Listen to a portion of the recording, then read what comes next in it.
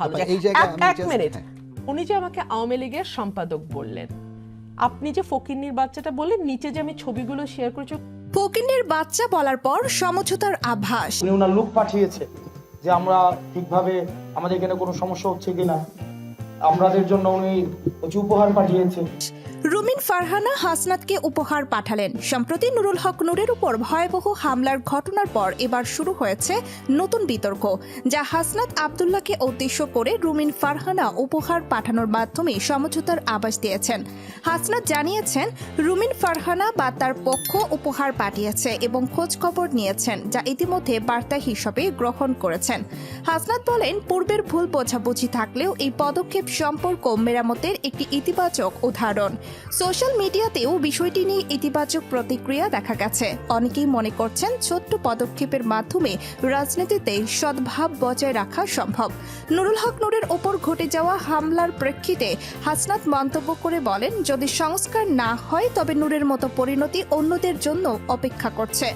তাদের মতে বর্তমান রাজনৈতিক সংস্কৃতি বা সহিংসতার পরিবেশ এভাবে চলতে থাকলে যে কেউ একই ধরনের আক্রমণের শিকার হতে পারে। তিনি সতর্ক করেছেন যে রাজনৈতিক সংস্কার ও সংস্কৃতি না হলে একই ধরনের ঘটনার শিকার অন্যরাও হতে পারেন। তিনি আরও বলেন, আমরা দেখেছি তারেক রহমানকে মসলিকা দিয়ে দেশ ছাড়তে হয়েছে। বাংলাদেশের রাজনৈতিক অঙ্গনে দীর্ঘদিন আলোচনার কেন্দ্রবিন্দু হয়েছেন তারেক রহমান। সমালোচকরা উল্লেখ করেছেন, মসলিকা প্রয়োগ করে তাকে দেশ ছাড়তে বাধ্য করা হয়েছিল, যা রাজনীতিতে নতুন বিতর্কের জন্ম দিয়েছে। বিভিন্ন রাজনৈতিক বিশ্লেষক মনে করেন এমন ঘটনা রাজনৈতিক চাপ ও প্রভাবের প্রতিফলন। সোশ্যাল মিডিয়ায় বিষয়টি নিয়ে তুমুল আলোচনা দেখা গেছে।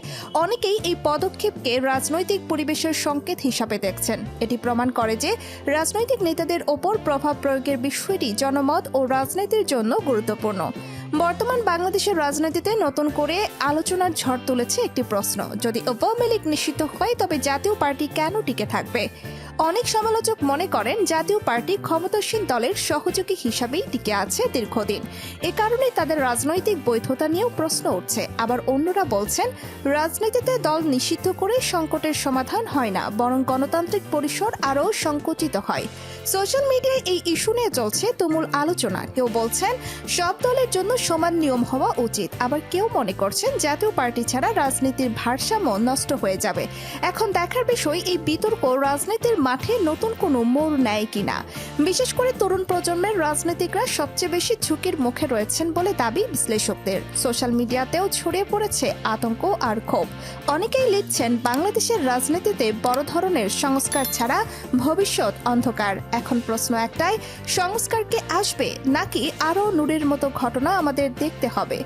অনেকে বলছেন জনগণের রায়ের বাইরে টিকে থাকা এই দলের ভবিষ্যৎ এখন প্রশ্নবিদ্ধ। বাংলাদেশের রাজনীতিতে এই বিতর্ক শেষ পর্যন্ত কোন দিকে যাবে সেটাই এখন সময়ের অপেক্ষা।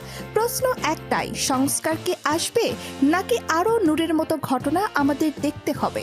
আপনি কি মনে করেন রাজনীতিতে সংস্কার কতটা জরুরি? কমেন্টে জানিয়ে দিন। সাবস্ক্রাইব করতে ভুলবেন না।